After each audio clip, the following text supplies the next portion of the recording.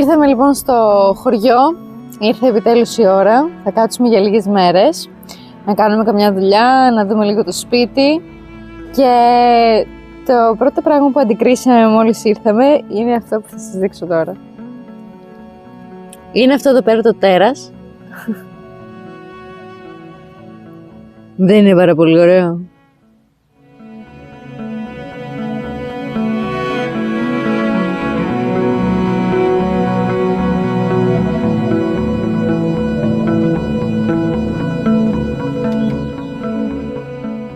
Γενικά δεν τρώμε ότι βρίσκομαι στη φύση, ποτέ. Θέλει πάρα πολύ προσοχή. Πρέπει να ξέρεις τι να κάνεις με αυτά που βρίσκεις στη φύση. Και όσον έχει να κάνει με τα μανιτάρια, άμα δεν είσαστε 100% σίγουροι για το τι παίζει, δεν το αγγίζετε, δεν το πειράζετε και σίγουρα δεν το βάζετε στο στόμα σας. Αυτό ισχύει και για πολλά άλλα πράγματα που υπάρχουν στη φύση, μούρα, βατόμουνα, κάτι καρπί που είναι σε κάτι δεντράκια μέσα στο δάσος. Γενικά δεν τα πειράζουμε αυτά τα πράγματα και ειδικά όταν δεν γνωρίζουμε. Επειδή κάτι βρίσκεται και είναι φυσικό στη φύση, δεν σημαίνει ότι μπορούμε να το φάμε. Το πρώτο λοιπόν tip αυτού του ταξιδιού.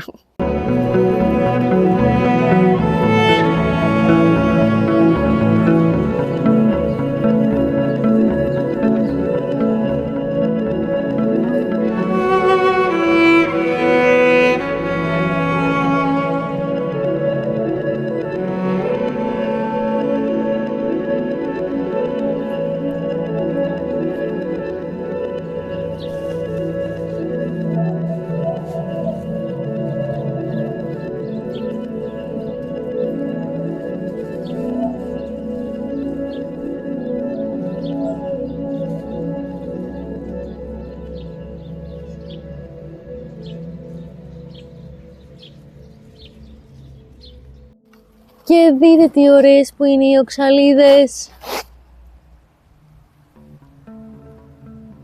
Πάντοτε μου άρεσε αυτό το χαλί, τέλος πάντων, από οξαλίδες. Και είναι και πολύ καλό χαλί, δηλαδή είναι καλό άμα βλέπετε ότι έχετε οξαλίδες. Είναι ό,τι πρέπει, καλύπτουν το τοπίο, δεν αφήνουν άλλα βλαβερά ζυζάνια να φυτρώσουν εύκολα και είναι πάρα πολύ όμορφες. Είναι ξαδερφάκια με την οξαλίδα που έχω στο σπίτι, την Triangularis.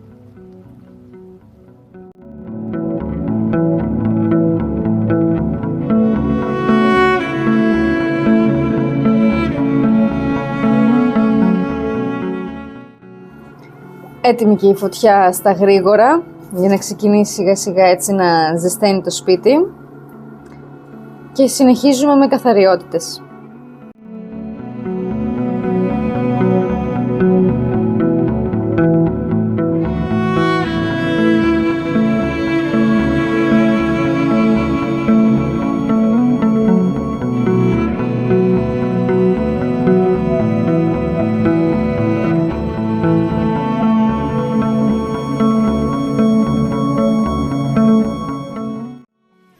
Ήρθαμε λοιπόν στο χωριό, θα κάτσουμε λίγες μέρες.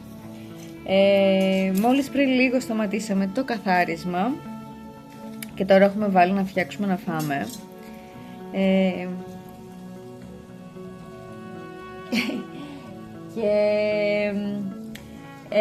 Κανονικά πρέπει να κάνουμε για κάποιες δουλειές έξω, τις οποίες δεν νομίζω θα τις κάνουμε σήμερα.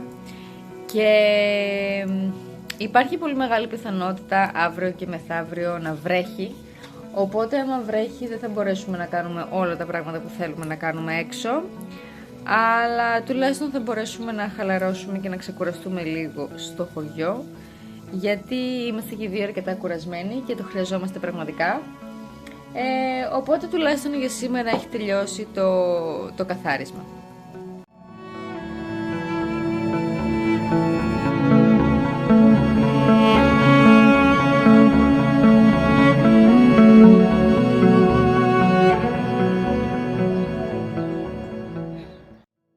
Είχαμε βγάλει μια κουβέρτα έξω στην αυλή, την είχαμε κρεμάσει στο κάγκελο για να αεριστεί.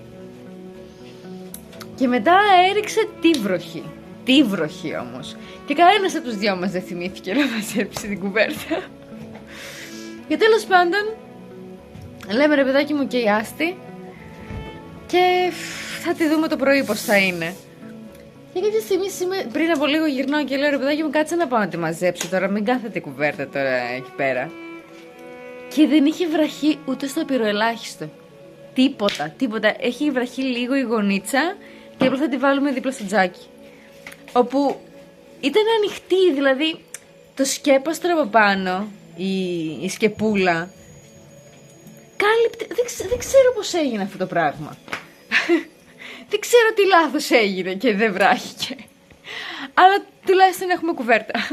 Καλή κουβέρτα, χοντρή.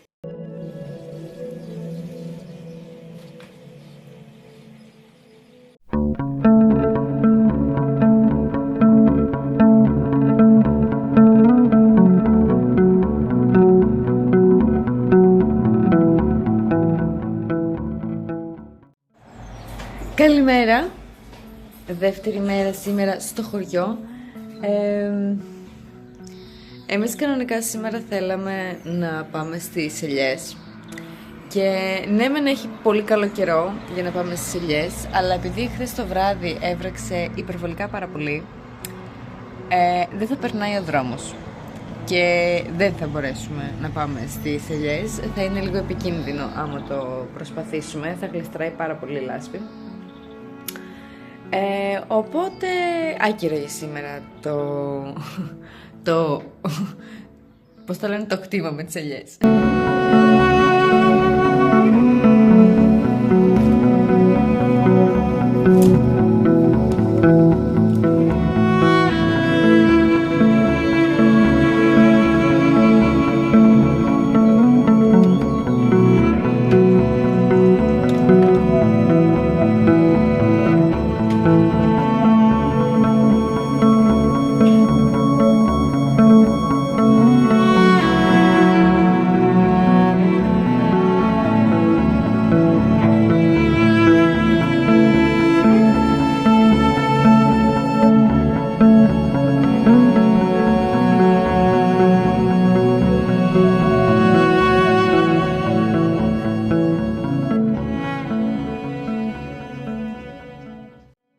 Λοιπόν, στην σχολή κάνουμε μυκητολογία τέλος πάντων και κάνουμε για βλαβερούς μύκητες οι οποίοι καταστρέφουν τα φυτά.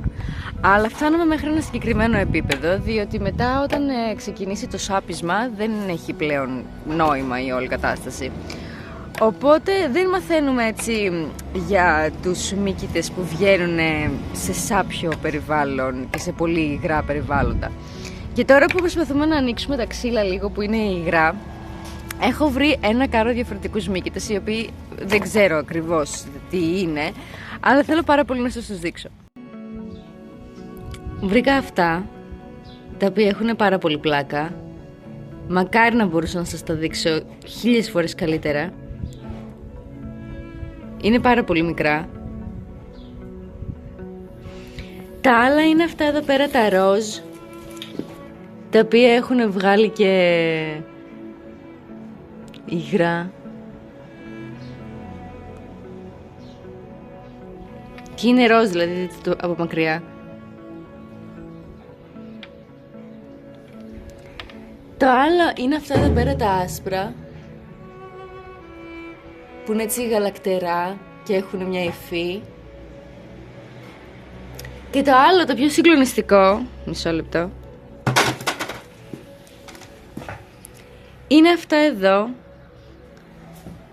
τα οποία είναι μόβ.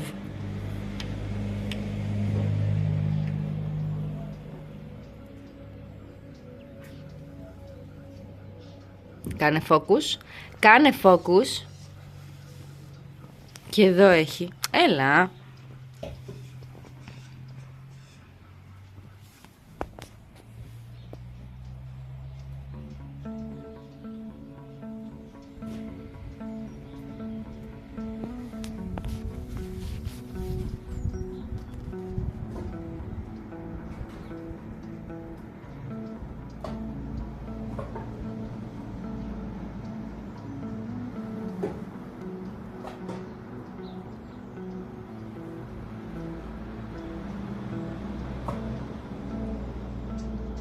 Τα βρίσκω όλα υπέροχα, μακάρι πραγματικά να ήξερα τι είναι.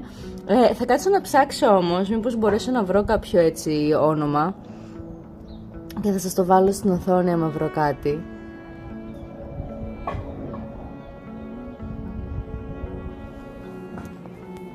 Πήγαμε μέσα γιατί σε λίγο θα αρχίσει να βρέχει.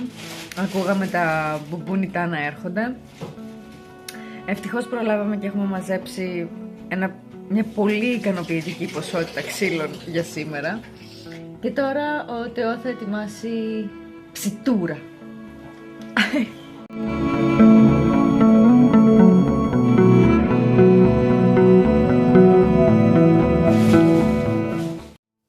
Καθόμαστε τώρα έτσι στο τζάκι μετά τον μεσημεριανό μας ύπνο και πίνουμε λίγο καφέ, έχει σκοτεινιάσει και μου πετάχτηκε ένα άρθρο στο ίντερνετ το οποίο λέει ποιο θα είναι το eat φυτό τέλος πάντων για το 2025 και μπαίνω να διαβάσω και στο άρθρο λέει η κάκτη.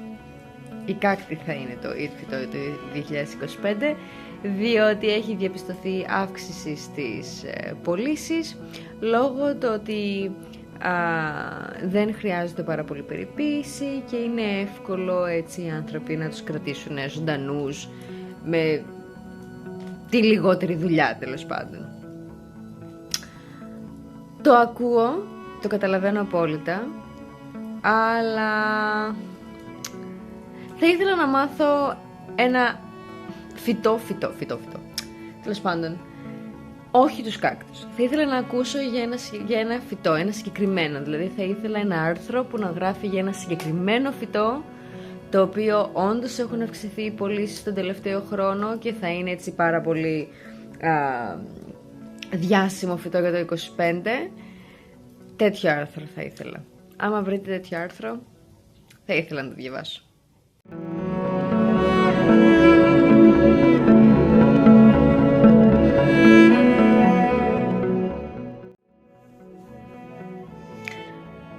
Μέρα Τρίτη. Έξαλλη, τελείωσε έξαλλη.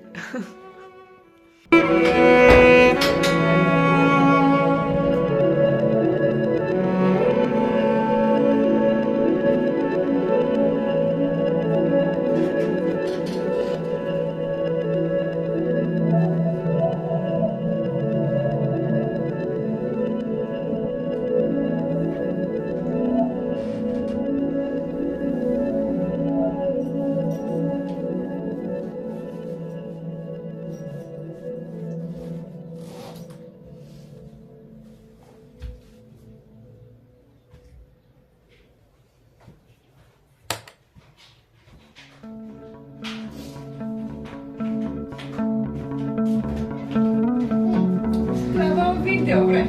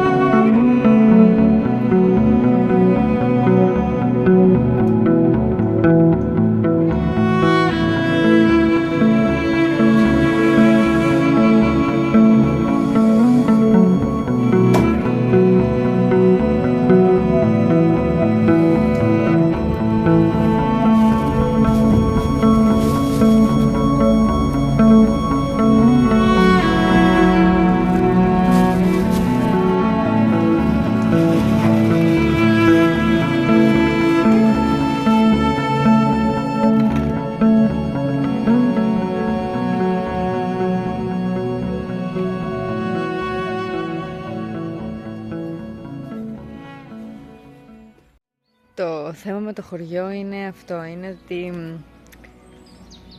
το χωριό δεν έχει κάτι γκλάμουρους. Δεν έχει κάτι φαντασμαγορικό, δεν έχει κάτι φανταστικό, εκτός αν μπορείς να πεις ότι αυτό είναι φαντασμαγορικό. Η ηρεμία, τα πουλάκια, η φύση, το ότι δεν βλέπεις άνθρωπο, δεν είσαι μέσα στην πολυκοσμία, ότι κάθεσαι ήρεμα στον ήλιο και πίνεις τον καφέ σου.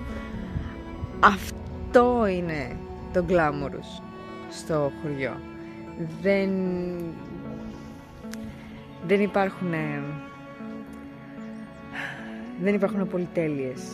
Θα βγεις, θα μαζέψεις ξύλα, θα ανάψεις το τζάκι, θα περιμένεις να ανάψεις το τζάκι. Άμα δεν ανάψεις το τζάκι θα παγώσεις. Μόνος σου θα πλύνεις, μόνος σου θα καθαρίσεις.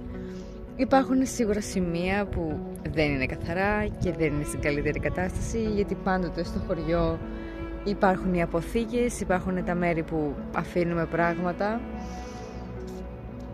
και αυτό είναι... Φαντάζομαι που οι άνθρωποι που ζουν μόνιμα σε χωριό μπορούν να το καταλάβουν καλύτερα και φαντάζομαι ότι και εμείς που ζούμε στην πόλη όντως έχουμε πραγματικά ανάγκη το χωριό κάποια στιγμή για να ηρεμήσεις και δεν ξέρω, μερικές φορές μάλλον για να ασχοληθείς με πράγματα που έχουν πραγματικά ουσία και είναι όντως σημαντικά.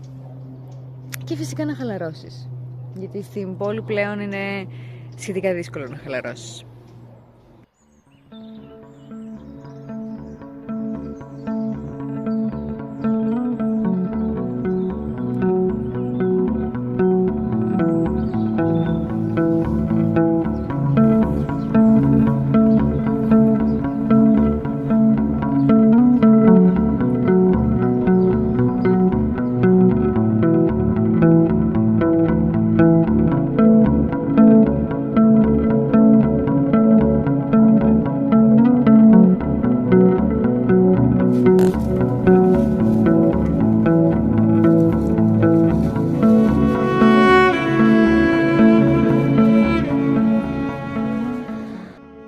Ετοιμαζόμαστε να φύγουμε, είναι το τελευταίο πρωινό. Χθες ήρθαν οι φίλοι μας και κάτσαμε μέχρι αργά το βράδυ έτσι εκεί γύρω χουχουλιάρικα στο τζάκι και τώρα τα μαζεύουμε σιγά σιγά, όπου εγώ έχω παγώσει γιατί δεν έχουμε ανάψει το τζάκι και ήρθε η ώρα για να πάμε πίσω. Σήμερα το μεταξύ έχει πιο πολύ κρύο τις προηγούμενες μέρες, αλλά ούτε καφέ ήπιαμε ούτε τίποτα. Θέλουμε να ετοιμαστούμε να φύγουμε, να γυρίσουμε πίσω, γιατί έχουν μείνει και τα φυτά στο σπίτι μόνα τους. Η τελευταία περιποίηση που τους έκανε ήταν την Κυριακή και θέλω λίγο να δω πώς θα πάνε, γιατί κάποια φυτά είναι λίγο κάπως τώρα τον χειμώνα. Οπότε αυτό, φεύγω.